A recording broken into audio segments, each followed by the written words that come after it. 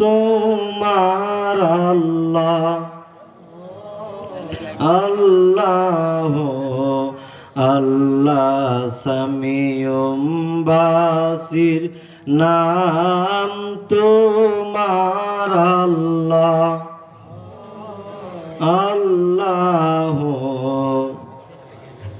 এই জন্য বাজান আমার কথার দিকে একটু মনোযোগ। আমি যে কথাটুকু বলতেছিলাম, আমিরুল মুমিনিন হযরত উমর ঈদের দিন উনি ঈদগাহে যান নাই, কান্নাকাটি করেন। ওনার স্ত্রী ডাক দেয়া কই, স্বামী গো, আজকে ঈদের দিন, আমার সন্তানদের জন্য তো নতুন কাপড় ব্যবস্থা করতে হবে। আমিরুল মুমিনিন হযরত উমর ঈদের দিন, কিন্তু উনি বলতেছেন, বিবিরে আজকে ঈদের দিন, কিন্তু আমার কাছে তো কোনো টাকা নাই। বলতেছে, স্বামী আজকে ঈদের দিন আপনার কাছে টাকা নাই, টাকা না থাকলে আমাদের বাচ্চাদেরকে কিভাবে কাপড় দেব? সচরাচর ঈদের দিন আসলে আমরা কি করি? ছেলে মেয়েদের জন্য নতুন কাপড়ের ব্যবস্থা করি কিনা? হযরত উমর অর্ধ পৃথিবীর বাদশা, পকেটে কোনো টাকা নাই। ওনার বিবি বলতেছেন, স্বামী যিনি বাইতুল মালের দায়িত্ব আছেন, আপনি ওনার কাছে চাইয়া কোষাগার থেকে অগ্রিম 1 মাসের বেতন নিয়ে আনেন, তারপরও বাচ্চাদের জন্য নতুন কাপড়ের ব্যবস্থা করেন। তখন উনি বলতেছেন,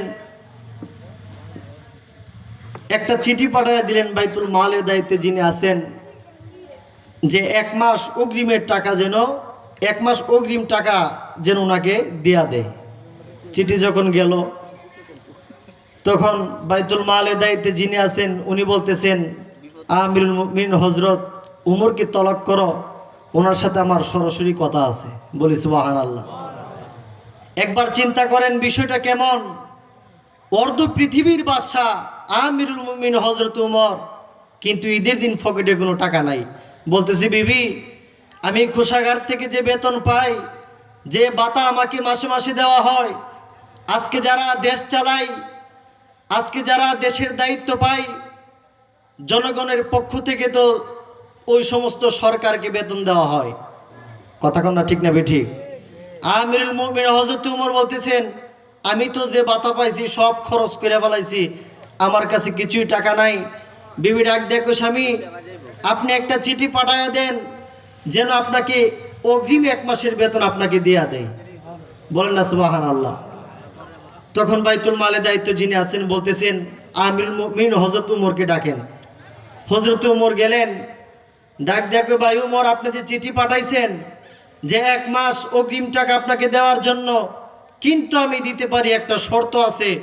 যদি আপনি আমাকে বলতে পারেন আপনি 1 মাস গ্যারান্টি, আপনি 1 মাস পর্যন্ত বাঁচবেন, হায়াতের গ্যারান্টি যদি আপনি দিতে পারেন, তাহলে 1 মাস অগ্রিম বেতন আপনাকে দিয়ে দেব। সুবহানাল্লাহ, একটু জোরে বলবেন না? আমিরুল মুমিনিন হযরত উমর বড় খুশি হইলেন। ডাক দেখে, আমি তো ভাই এমন একজন লোকই চাইছিলাম যিনি বাইতুল মালের দায়িত্ব থাকবে। আজকে দুঃখের বিষয়, এই বাংলাদেশে যেই দেশ চালাইতে চায়, দেখা গেছে জনগণের টাকা লয়া দেশ ছেড়া ফালা। হ্যাঁ, কথা কন না ঠিক না ঠিক? আমানতের খেয়ানত করা হচ্ছে মুনাফিকের লক্ষণ। দেশের 1 টাকাও দেশের বাইরে পাঠানো যাবে না। যেই দেশ চালাক ওই দেশটা চালাতে হবে আমিরুল মুমিনিন হযরত উমরের আদর্শে, হযরত আবু বকর সিদ্দিকের আদর্শে, সাহাবায়ে একরাম, তাবে তাবিঈন, আইম্মায়ে মুজতাহিদিন, খুলাফায়ে রাশিদিন, 4 তরিকার ইমাম সহ 4 মাযহাবের ইমামরা যেইভাবে দেশ চালাইছেন ওইভাবে দেশ চালাইতে হবে। কথা কোন ঠিক না বেঠিক? তাকবীর, রিসালাত, সুন্নি মহাসম্মেলন, খাজা মঞ্জুর দরবার শরীফ। এই জন্য আমি অনুরোধ করব, সুন্নি মুসলমান যখনই নির্বাচন আসবে, এমন প্রতিনিধিকে ভোট দিবেন, এমন প্রতিনিধিকে আপনারা বিজয় লাভ করাইবেন যে জনগণের 1 টাকার আমানতের খেয়ানত করবে না। কথা কোন ঠিক না বেঠিক? 5 ওয়াক্ত নামাজ পড়বে, যার মধ্যে নবীজির সুন্নত তরিকা আছে, নবীজির পথমতে চলে, ওই সমস্ত লোককে ক্ষমতা রাখার দরকার আছে কি নাই? জোরে বলেন, আছে কি নাই? মুক্তারা হাজিরিন, আমার কথা কি কষ্ট পাইতেছেন? কোরআন হাদিস থেকে কথা বলতেছি। বাজান আমার, এই জন্য এই দুনিয়া থাকার জায়গা না। লক্ষ লক্ষ কোটি কোটি টাকার মালিক আপনি হতে পারেন, কিন্তু আপনি এখন ইন্তেকাল করেন, 1 টাকা নিয়ে আপনি কবরে যাইতে পারবেন না। কথা কোন ঠিক না ঠিক? আজকে আমরা টাকার বড়াই দেখাই, আমরা মুসলমান, আমাদের মধ্যে হিংসা বেশি, আমাদের মধ্যে গীবত বেশি। আজকে দোকান ফাটে বসে আমরা গীবত করি। হাদিস শরীফ আছে, আল গীবাতু আসাদ্দু মিনাজ জিনা, গীবত হচ্ছে জিনার চাইতে আরো নিকৃষ্ট। আমাদের মধ্যে হিংসা বেশি। আপন ভাই এক মার ফেটের, এক ভাই আরেক বাইরে বালাফানা, জাগা লইয়া দ্বন্দ্ব। কথা কন না ঠিক না ঠিক? এটা হইতেছে কিয়ামতের একটা আলামত। কিয়ামতের একটা আলামত। কয়েকটা আলামত আছে, আমি কইতাম নি। ওরে মন আসবে আখিরি, আলেম হবে বাড়ি বাড়ি, কোরআনের কথা বলবে তারা নিজেরাই মানবে না। গণ গণ মসজিদ বাইরে কিয়ামতের নিশানা গো, গণ গণ মসজিদ বাইরে কিয়ামতের নিশানা। ঠিক না ঠিক? গণ গণ মসজিদ কিয়ামতের নিশানা, নবীজির হাদিসের কথা। অদরদি কিয়ামতের দিন গনাবে, অবৈধ সন্তান জন্ম নিবে, নিজের জমিন পতিতে রবে, ফসল হবে না। ঠিক না ঠিক? ওরে ফিরে টিপবে ভক্তের ফাও, বন্ড ফির আসিনি, ফিরে টিপবে ভক্তের ফাও, জগৎবাসী শুই না যাও, ফিরকা মালিক তারা জাহান্নামের ঠিকানা গো, গণ গণ মসজিদ বাইরে কিয়ামতের নিশানা গো, গণ গণ মসজিদ বাইরে কিয়ামতের নিশানা। যে গ্রামে একটা মসজিদ আছিল, জগড়া লাগে 10টা মসজিদ। ঠিক না ঠিক? অদরদি বাই রাখবে না বাইরে মান, একই বাপের 2 সন্তান, কেউ বাই কারো দিকে ফিরা চাইবে না। ওরে আই বরক তুইটা যাবে, বন্ডরা ক্ষমতা পাবে, আই বরক তুইটা যাবে, বন্ডরা ক্ষমতা পাবে, নারীরা বাজারে যাবে, বাধা থাকবে না। গণ গণ মসজিদ বাইরে কিয়ামতের নিশানা গো, গণ গণ মসজিদ বাইরে কিয়ামতের নিশানা। ও ভাই সুন্নি মুসলমান, বাঁচাইতে চাও ইমান, ফানজাতনের নৌকায় উঠো, ভয় থাকবে না। ঠিক না ঠিক? ওরে আজিজি কই মুর্শিদ ধরো, নিজের ইমান ঠিক করো, আজিজি কই মুর্শিদ ধরো, নিজের ইমান ঠিক করো, কবর হাসর ফুলসিরাতে তোমার ভয় থাকবে না। গণ গণ মসজিদ বাইরে কিয়ামতের নিশানা গো, গণ গণ মসজিদ বাইরে কিয়ামতের নিশানা। ঠিক না ঠিক? যতগুলা কথা কইলাম সবগুলা কোরআন হাদিসে আছে। ঠিক না ঠিক? এই জন্য এই দুনিয়া থাকার জায়গা না। যেমন দেখেন, সাদিদ একজন বাদশা ছিল, এই দেশ চালাইছে। এই সাদিদের কথা কোরআন আইছে। এই সাদিদ দেশ চালাইছিল 700 বছর। কত বছর? 700 বছর দেশ চালাইছে। সাদিদ ইন্তেকালের পর দায়িত্ব পাইছে সাদ্দাত। এটা কোন নবীর আমলের ঘটনা? হযরতে হুদ আলাইহিস সালামের ঘটনা। হযরতে হুদ আলাইহিস সালামের আমলের ঘটনা। তো এই সাদ্দাত যখন ক্ষমতা পাইছে, হিসাব করেন 700 বছর দেশ চালাইছে, তাহলে হায়াত তো মনে হয় আরো বেশি পাইছে। ঠিক না ঠিক? বাজান আমরা কত বছর বাঁচি? 60 বছর, 70 বছর, 100 বছর তো সচরাচর এখন বাঁচে না। ঠিক না ঠিক? এই সাদিদ 700 বছর দেশ চালাইছে, ইন্তেকালের পর ক্ষমতা পাইছে সাদ্দাত। আর এই সাদ্দাত ক্ষমতা পাইয়া সে তার মন মতো যেরকম ভাবে ইচ্ছা সেরকম ভাবে দেশ চালাইছে। বিশাল বড় বড় অট্টালিকা বানাইছে, বানায় ওই অট্টালিকার মধ্যে নারী পুরুষ একসাথে নাচানাচি করছে। বলি নাউযুবিল্লাহ। আল্লাহ পাকের হুকুমে হযরতে হুদ আলাইহিস সালাম আল্লাহর হুকুমে সাদ্দাতের কাছে একবার না, দুইবার না, অসংখ্যবার গেছেন এবং বলছেন যে সাদ্দাত, তুমি যে এই দুনিয়ার একটা রং তামাশা সাজাইছো, এই দুনিয়া কিছুই না, ইন্তেকালের পর তুমি আল্লাহর একাত্মবাদ স্বীকার করো, আমি হুদের উপর ঈমান আনো, আল্লাহর উপর ঈমান আনো। যদি তুমি ঈমান আনো আর যদি মুমিন হও, ঈমানদার হও, তুমি যখন ইন্তেকাল করবা, মরার পর যদি তুমি জান্নাতি হও, তোমাকে এমন জান্নাত দিবে যেই জান্নাত তোমার দুনিয়ার চাইতে আরো হাজার হাজার গুণ সুন্দর এবং সুন্দর উত্তম থাকবে। কথা কোন ঠিক না বেঠিক? তখন সাদ্দাত বলতেছে, হুদ তুমি যে আমার বেহেশতের লোভ দেখাইতেছো, তোমার বেহেশতে কি কি আছে? হযরত হুদ আলাইহিস সালাম বেহেশতের একটা বর্ণনা দিলেন যে বেহেশতের একটা ইট থাকবে স্বর্ণের, আরেকটা ইট থাকবে মণি, আরেকটা ইট থাকবে মুক্তা, এরকম ভাবে হীরা মণি মুক্তার ইট থাকবে। ঘরগুলো অনেক সুন্দর অট্টালিকা থাকবে। বেহেশতের মধ্যে তুমি যা চাইবা আল্লাহ পাক তাই দিবেন। হযরত হুদ নবী বেহেশতের অনেক বর্ণনা দিলেন। তখন সাদ্দাত বলতেছেন, হুদ তুমি যে বলছো তোমার খোদার বেহেশতে আমি যাব, আমার তো টাকা পয়সার কোনো অভাব নাই, মারা যাব, তারপরে কবরে অনেক বছর থাকতে হবে, কবর থেকে ওইটা হিসাব নিকাশ হবে, অনেক পরে বেহেশতের কথা। কিন্তু আমি সাদ্দাত এত বছর অপেক্ষা করতে পারবো না। দুনিয়াতে আমি নিজেই একটা বেহেশত বালাখানা বানাবো, আর আমার বেহেশতে আমি নিজেই প্রবেশ করব। বলি না নাউযুবিল্লাহ। এই সাদ্দাত কি করলেন?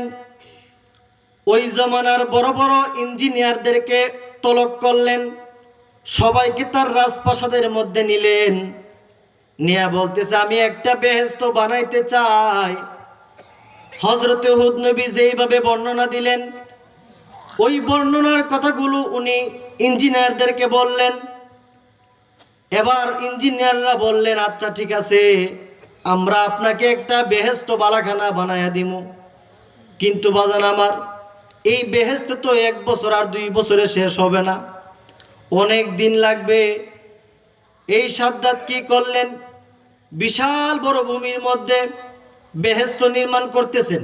একটা ইট দিলেন স্বর্ণের, আরেকটা ইট হীরা মণি মুক্তা। তার বেহেশতের মধ্যে নহর রাখবেন, বেহেশতের মধ্যে যা চাবেন তাই রাখবেন। বাজান আমার কথার দিকে একটু মনোযোগ। এই সাদ্দাত কি করলেন? বেহেশত নির্মাণ করা শুরু করলেন। বাজান আমার রাতের বেলা কাজ করে 10,000 শ্রমিক, আর দিনের বেলা কাজ করে 20,000 শ্রমিক। দিনের বেলা কত হাজার শ্রমিক? 20,000। আর রাতের বেলা 10,000 শ্রমিক কাজ করে। সাধারণ কথা বাজান। এরকম ভাবে 1 দিন না 2 দিন না, অনেক বছর কাজ করলেন। সাদ্দাতের একটা আশা, সে নিজের বেহেশতে সে নিজে প্রবেশ করবে। আমার আল্লাহ ডাক দিয়ে কই, হুদ ও হুদ তুমি যাও যাও যাও, সাদ্দাতের কাছে আবার যাও, যায় আমি আল্লাহর একাত্মবাদের দাওয়াত দাও। হযরতে হুদ নবী 1 বার না 2 বার না, অসংখ্যবার সাদ্দাতের কাছে গেছে, কিন্তু সাদ্দাত কোনো ক্রমে এই হযরতে হুদ নবীর কথা শুনে নাই, বরঞ্চ হযরতে হুদ নবীকে আরো টিটকারি মস্কারি করছে, তিরস্কার করছে। বলি নাউযুবিল্লাহ।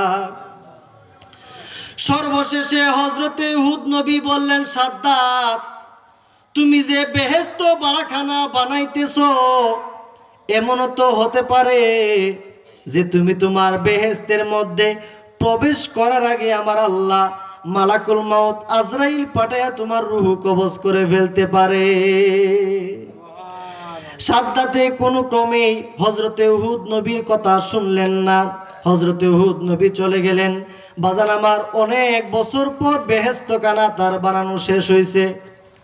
সারা দেশের মধ্যে সে একটা ইলহাম করে দিয়েছেন যে সাদ্দাত আগামীকালকে তার বেহেশত উদ্বোধন করব।